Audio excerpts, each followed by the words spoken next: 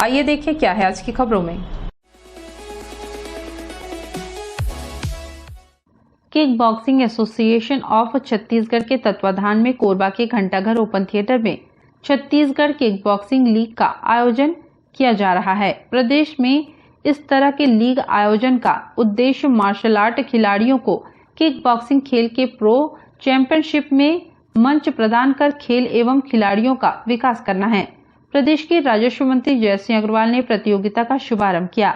Association के कार्यकारी अध्यक्ष तारकेश मिश्रा ने बताया कि किक बॉक्सिंग इंडिया लीग की तर्ज पर छत्तीसगढ़ किक बॉक्सिंग लीग का फॉर्मेट है, जिसमें 9 जिलों के 11 क्लबों से 20 टीमों ने हिस्सा लिया है, जिसके प्रथम चरण में प्रदेश के किक बॉक्सिंग एवं अन्य मार्शल आर्ट खिलाड़ियों को प्रो चैंपियनशिप के साथ ही राज्य स्तरीय रिंग स्पोर्ट्स के अंतर्गत फुल कॉन्टेक्ट लो किक एवं K1 की प्रतियोगिता महिला पुरुष विभिन्न वजन वर्गों में संपन्न कराई जा रही है।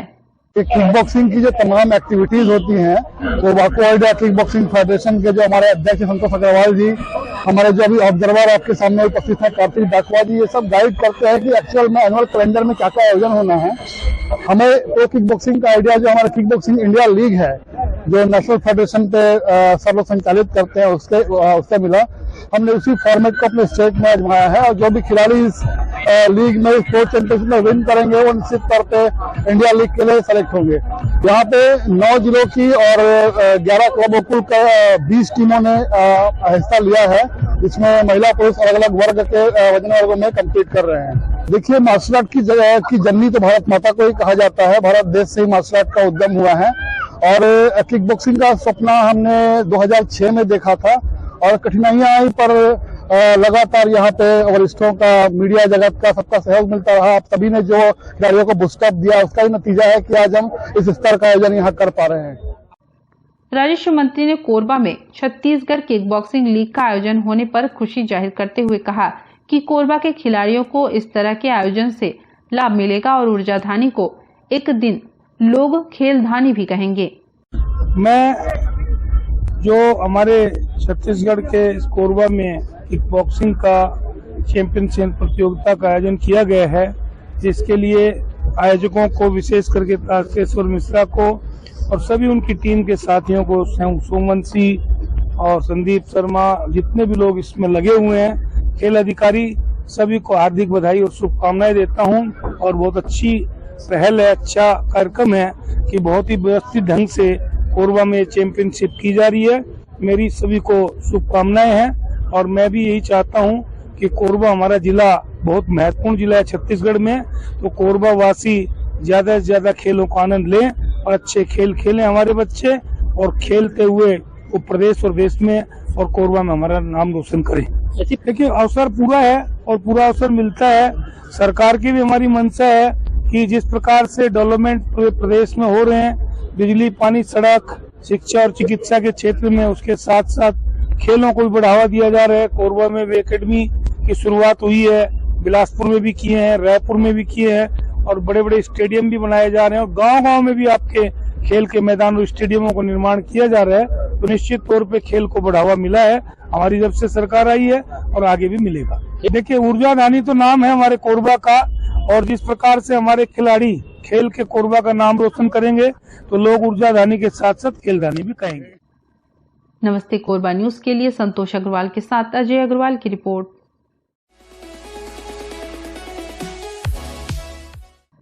जिला अस्पताल की तरह पुराने कोरबा में स्थित रानी धनराज कुंवर अस्पताल की तस्वीर तेजी से बदल रही है। प्रतिदिन 800 से 1000 मरीजों का इलाज अस्पताल में किया जा रहा है। जिला अस्पताल के नए CMHO ने रानी धनराज कुंवर अस्पताल का औचक निरीक्षण किया एवं यहां चल रहे कार्यों का जायजा लिया। CMHO ने बताया कि जल्द ही यहां गर्भवती महिलाओं की ऑपरेशन की सुविधा भी शुरू हो जाएगी। उन्होंने बताया कि इस अस्पताल के कायाकल्प के लिए राजस्व मंत्री का प्रयास सराहनीय रहा एवं बहुत जल्द ही रानी धनराज कुंवर अस्पताल शहर के निजी अस्पतालों के बराबर सुविधाओं से सुसज्जित होगा।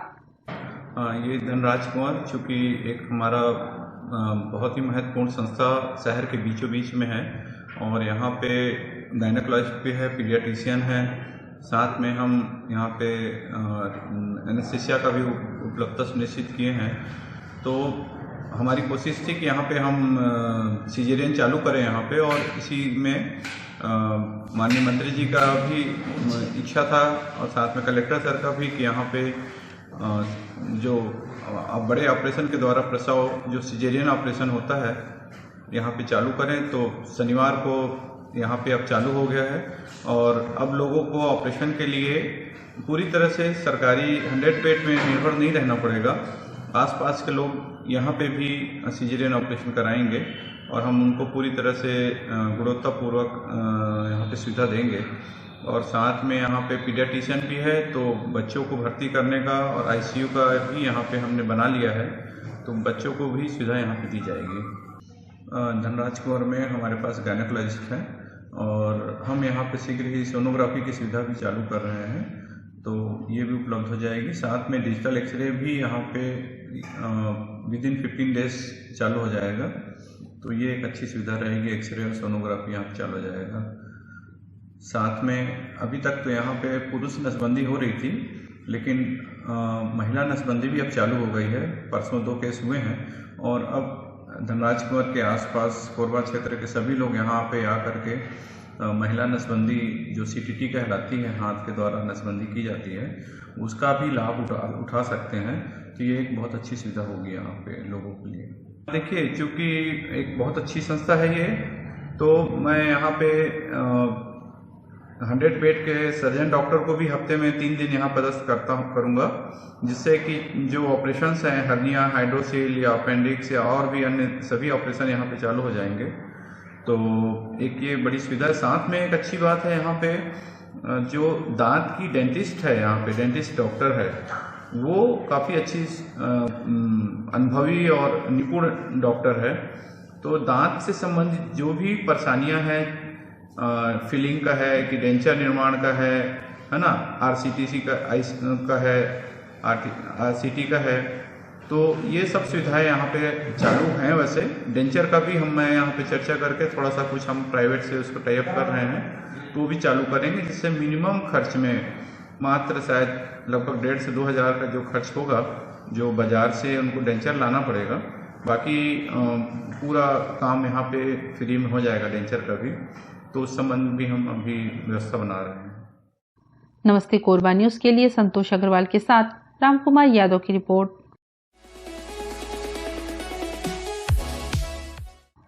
देश की प्राकृतिक सौंदर्य से परिपूर्ण पूर्वोत्तर के एक राज्य मेघालय से नागरिकों का एक दल छत्तीसगढ़ की यात्रा पर आया हुआ है। कोरबा में यूथ हॉस्टल एसोसिएशन ने इनका स्वागत किया। 2 दिन तक यहाँ के विभिन्न स्थानों का भ्रमण करने के बाद यह टीम बस्तर के प्रवास पर होगी। अखिल भारतीय स्तर पर रोमांचक और पर्वतारोहण जैसी गतिविधियों के लिए youth hostel association of India सक्रिय रूप से काम कर रहा है। पूर्वोत्तर के सभी राज्यों में इनकी यूनिट सक्रिय है। मेघालय राज्य से यूथ हॉस्टल के पदाधिकारी देवाशीष के नेतृत्व में एक दल छत्तीसगढ़ के दौरे पर आया हुआ है। चेयरमैन संदीप सेठ, टीबी सुब्बा और अन्य सदस्यों ने इनकी अगवानी की और कोरबा के बारे में जानकारी दी। स्थानीय railway station, doctor Shyama Prasad Mukherjee thermal power station, Hasdeo barrage दर्रे, सर्वमंगला मंदिर, भवानी मंदिर और धार्मिक एवं सांस्कृतिक धरोहर के रूप में पहचाने जाने वाले देवपहरी की यात्रा 2 दिन में मेघालय की टीम करेगी। यात्रा के स्थानीय समन्वयक ने बताया कि कोरबा के भ्रमण के साथ मेघालय की टीम को यहां से संबंधित महत्वपूर्ण जानकारी उपलब्ध कराई जाएगी। स्थानीय स्तर के रहन सहन, खान पान और लोकाचार के बारे में वे भलीभांति जान सके, इसके लिए सदस्यों के घरों में उनकी विजिट कराई जा रही है। पूर्वोत्तर और देश के दूसरे क्षेत्रों के लोगों में तालमेल बढ़ाने और उनके प्रति समझ विकसित करने के लिए इस प्रकार के कार्यक्रम यूथ हॉस्टल की ओर से लगातार किए जा रहे हैं।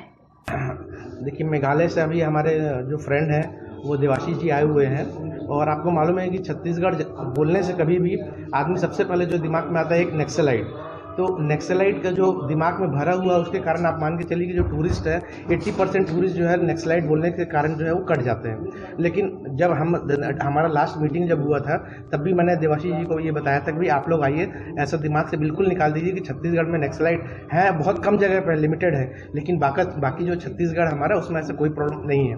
तो इसी को बात को मानते हुए जो है सर जी आए हुए अपनी फैमिली के साथ में, और वो 2-3 जगह भी घूमे भी हैं। कल भी हम उनको सतरंगा आज अपना CSCB के प्लांट भी दिखाने वाले हैं, और उसके बाद में जो है देवपहरी होते हुए मेन पार्ट महामाया देवी टेम्पल सारा कवर करते हुए 10 दिन में ये वापस जाएंगे वहाँ पर। छत्तीसगढ़ से मेरा ऐसा बोलने से तो छत्तीसगढ़ मेरे को पहला जो नाम याद आता है वो कल हम घूम के आए हैं, वो ना कल घूम के चित्रकूट जो नायग्रा ऑफ इंडिया बोलते हैं, तो हमने बचपन में सुना था, तो तब हमारा विचार आया छत्तीसगढ़ आने के लिए। फिर हमारा छत्तीसगढ़ स्टेट ब्रांच की वाईचे छत्तीसगढ़ स्टेट ब्रांच की चेयरमैन साहब संदीप जी से बात किए थे, सर हम आने चाहते हैं और भी क्या क्या जगह है वो देखने हैं और दंतेश्वरी मंदिर भी देखना है।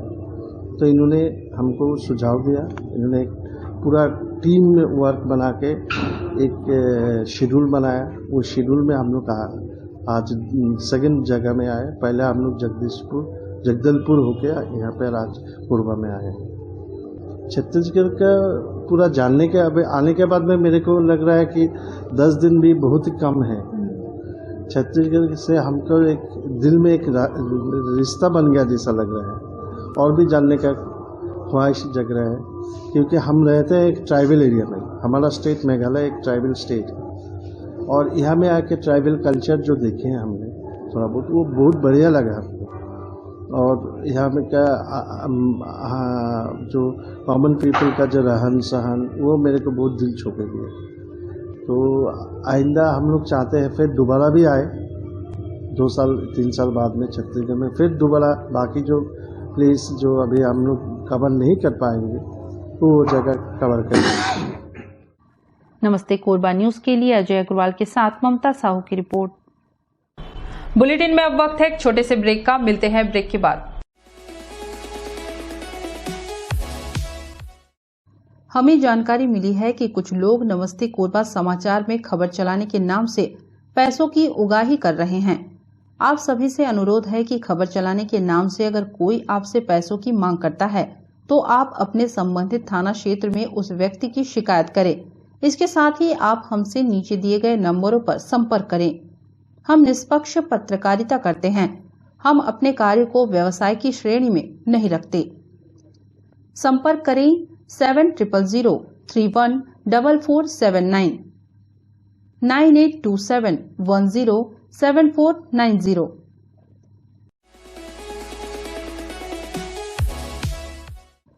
राजस्व एवं आपदा प्रबंधन मंत्री जयसिंह अग्रवाल ने नगर पालिक निगम कोरबा के वार्ड क्रमांक 12 शारदा विहार स्थित पावर एम्पोरियम के समीप नवनिर्मित गार्डन स्थल पर 4.25 करोड़ रुपए के विभिन्न विकास कार्यों का लोकार्पण व भूमि पूजन मुख्य अतिथि के रूप में किया।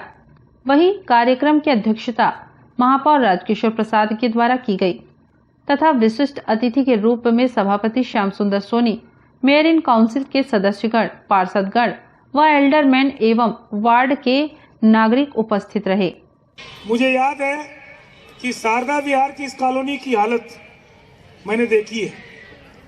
शारदा विहार की ये कॉलोनी जो साडा के समय निर्मित हुई कॉलोनियां है, मैं साडा का अध्यक्ष रहा हूं और मैंने देखा है कि मेरे कार्यकाल में रविशंकर सुखनगर बसाया गया था नया, और बहुत से काम हुए थे।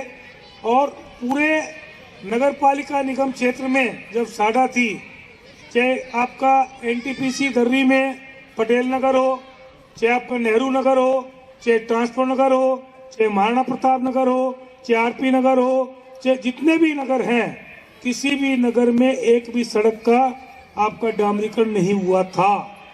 मैंने सभी सड़कों का डामरीकरण कराया था, आप लोगों को याद होगा। आपके पिछले कार्यकाल में मैंने कोरबा में जितने भी कॉलोनियां हैं सबका फ्री होल्ड का आदेश करा दिया। आप शारदा विहार में जितने ही मकान हैं इनको फ्री होल्ड करा लीजिए, आपको मालिकाना हक मिलेगा।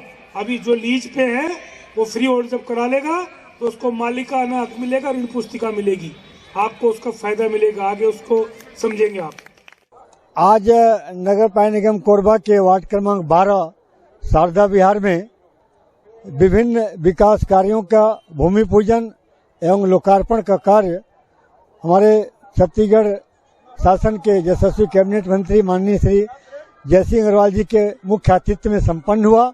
इसके लिए मैं वार्ड क्रमांक 12 के सभी वार्ड वासियों को बहुत बहुत बधाइयां देता हूं और साथ ही हमारे मुख्य अतिथि माननीय भैया जयसिंह अग्रवाल जी को बहुत बहुत धन्यवाद भी करता हूं कि आज जिस गार्डन में ये कार्यक्रम संपन्न हुआ, ये गार्डन और बगल में एक तालाब, ये दोनों काम माननीय राजस्व मंत्री जी के उनके राजस्व एवं आपदा प्रबंधन मद से स्वीकृत बजट स्वीकृत होकर के काम हुआ है, तो इसके लिए भी मैं उनको बहुत बहुत बधाइयां देता हूं। साथ ही जो आज बड़े कामों में जो भूमि पूजन हुआ उसमें वार्ड नंबर 12 और वार्ड नंबर 26 के बीच, जिसे मुड़ापार बाईपास रोड कहते हैं, ये रोड जो थोड़े टूट फूट गई थी उसके ऊपर डामरीकरण का कार्य, उसका भी आज भूमि पूजन हुआ है। ये भी लगभग 2 करोड़ से थोड़ा कम होगा, 2 करोड़ के आसपास का कार्य है। और साथ ही पिछले बार बरसात में इसी तालाब के ऊपर जो बस्ती है, ये हमने देखा था खुद, भारी बारिश में बस्ती में लोगों के घरों में पानी घुस गया था और उनके सब राशन पानी भीग गए थे। तो माननीय राजस्व मंत्री जी के द्वारा उसी टाइम मौके का दौरा करके उसी टाइम उनके द्वारा निर्देश दिया गया था कि यहाँ नाली निकासी का थोड़ा प्रॉब्लम है, तो नाली यहाँ जल्द से जल्द बनवाएं। तो 1 करोड़ 39 लाख का वो नाली का कार्य का भी आज भूमि पूजन हुआ है। तो मैं उसके लिए भी माननीय भैया जयसिंह अग्रवाल जी को बहुत बहुत धन्यवाद करता हूं और सभी वार्ड वासियों को बहुत बहुत बधाइयां देता हूं। वार्ड की जो बहुप्रतीक्षित मांग थी, हमारे इस वार्ड का गार्डन का लोकार्पण, हमारे तालाब का सौंदर्यीकरण हुआ उसका लोकार्पण और हमारे नायक गली में रोड का नाले का लोकार्पण का कार्यक्रम संपन्न हुआ। साथ ही साथ 1 करोड़ 92 लाख का टारिंग रोड जो बगल वाली रोड है, साथ ही साथ 1 करोड़ 39 लाख का नाला, साथ ही साथ 8 लाख का अधोसंरचना मद से नाली निर्माण कार्य, 12 लाख के मरम्मत साधारण के काम, इन सब का आज भूमि पूजन हुआ। तो लगभग 3 करोड़ 15 लाख के कार्यों का लोकार्पण हुआ और 3 करोड़ 46 लाख के कार्यों का भूमि पूजन आज हुआ। हमारे शहर के लोकप्रिय विधायक और छत्तीसगढ़ शासन में राजस्व आपदा मंत्री माननीय जय सिंह के कर कमलों से आज ये सब संपन्न हो पाया। और चूंकि तालाब और ये गार्डन का जो निर्माण हुआ वो माननीय राजस्व मंत्री के मद से ही निर्माण हुआ है और आज हमारे इस गार्डन के लोकार्पण और तालाब के लोकार्पण से हमारे वार्ड के सब लोग खुश हैं। आप देख रहे हैं, सारे बच्चे खुश हैं, महिलाएं हैं, बुजुर्ग हैं। और साथ ही साथ मैं आपको बताना चाहूँगा कि अभी अगले महीने हमारे वार्ड में मैंने हमारे बुजुर्गों के लिए सियान सदन का निर्माण का प्रस्ताव रखा था, जो डीएमएफ फंड से प्रस्तावित स्वीकृत हो चुका है। उसका टेंडर भी लग गया है और हो सकता है फरवरी मार्च में सियान सदन भी हमारे बुजुर्गों को हम सौंप दें। आज हमको भी फायदा है, वार्ड क्रमांक 26 की पार्षद भी हूँ मैं, तो हम लोग को फायदा है। बगल में बाईपास रोड है हमारा, उसका निर्माण होगा तो हमेशा बहुत ज़्यादा धूल से परेशानी होती है, बहुत तकलीफ होता है हमारे वार्ड को, आसपास रहवासियों को तकलीफ होती है, उससे भी निजात मिलेगा। और आने वाले दिनों में इसका लाभ वार्ड वासियों को 26 नंबर वार्ड और 12 नंबर वार्ड दोनों को प्राप्त होगा और आसपास के लोगों को प्राप्त होगा। नमस्ते कोरबा न्यूज के लिए अजय अग्रवाल के साथ रामकुमार यादव की रिपोर्ट।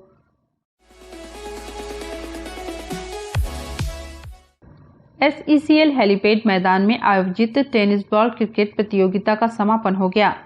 प्रतियोगिता का अंतिम मुकाबला SKS सीनियर और HP राइडर्स के मध्य खेला गया। SKS सीनियर की टीम ने शानदार प्रदर्शन के साथ मैच जीत लिया। समापन अवसर पर अतिथियों ने खिलाड़ियों को पुरस्कार प्रदान किए और उनके उज्जवल भविष्य की कामना की।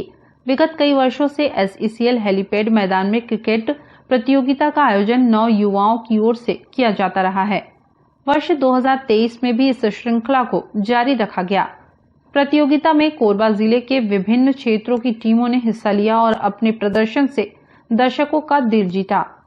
फाइनल मुकाबले में टॉस हारकर पहले बल्लेबाजी करने उतरी SKS सीनियर की टीम ने निर्धारित 8 ओवरों में 86 रन बनाए और HP राइडर्स को 87 रन का लक्ष्य दिया। लक्ष्य का पीछा करने उतरी HP राइडर्स की टीम निर्धारित 8 ओवरों में 7 विकेट के नुकसान पर 59 रन ही बना सकी। इसके साथ ही SKS सीनियर ने प्रतियोगिता का खिताब जीत लिया। खिताबी मुकाबले को आकर्षक बनाने के लिए आयोजन समिति की तरफ से प्रत्येक बॉल, विकेट और रन पर इनाम की व्यवस्था की गई थी। खिलाड़ियों को इसका भरपूर लाभ मिला। पूरे मैच के दौरान दर्शक रोमांचित नजर आए। समापन समारोह को संबोधित करते हुए वरिष्ठ भाजपा नेता नवीन पटेल ने खिलाड़ियों की खेल भावना की प्रशंसा की और कहा कि इस प्रकार के आयोजन कोरबा को अलग पहचान देते हैं। समापन समारोह के अंतिम क्षण में विजेता और उप विजेता टीम के अलावा विभिन्न टीम के अच्छा प्रदर्शन करने वाले खिलाड़ियों को भाजपा नेता नवीन पटेल, वरिष्ठ पत्रकार कमलेश यादव, कोतवाली TI रूपक शर्मा, सब इंस्पेक्टर कृष्णा साहू, चैतमा चौकी प्रभारी नवल साव, वार्ड पार्षद अब्दुल रहमान, NSUI प्रदेश सचिव विशाल राजपूत द्वारा पुरस्कार प्रदान किए गए। समस्त यहाँ पर आयोजन करता सबको मैं पूरे यहाँ पर जो आयोजन हुआ और जो क्रिकेट को एक अच्छी भावना के साथ खेला गया, मैं दोनों टीमों को, विजेता टीम को भी और उप विजेता टीम को भी बहुत बहुत शुभकामनाएं देता हूं। और जो यहाँ पर आप लोगों के द्वारा जो आयोजन किया गया, ऐसा आयोजन हमेशा होना चाहिए ताकि हमारे कोरबा में यहाँ से एक अच्छे चयनित होकर क्रिकेट खिलाड़ी आगे बढ़ सके और कोरबा का नेतृत्व कर सके। मैं आप सबको बहुत बहुत शुभकामनाएं देता हूं। आपने यहाँ बुलाया और सम्मान दिया, उसके लिए आप पूरी टीम को, पूरे आयोजनकर्ता को बहुत बहुत शुभकामनाओं के साथ बहुत बहुत धन्यवाद। नमस्ते कोरबा न्यूज के लिए संतोष अग्रवाल के साथ अजय अग्रवाल की रिपोर्ट। न्यूज के इस बुलेटिन में बस इतना ही। न्यूज अपडेट के लिए जुड़े रहें हमारी YouTube channel, Facebook, Telegram, Instagram, Twitter को सब्सक्राइब, लाइक, कमेंट करना ना भूलें। नमस्कार।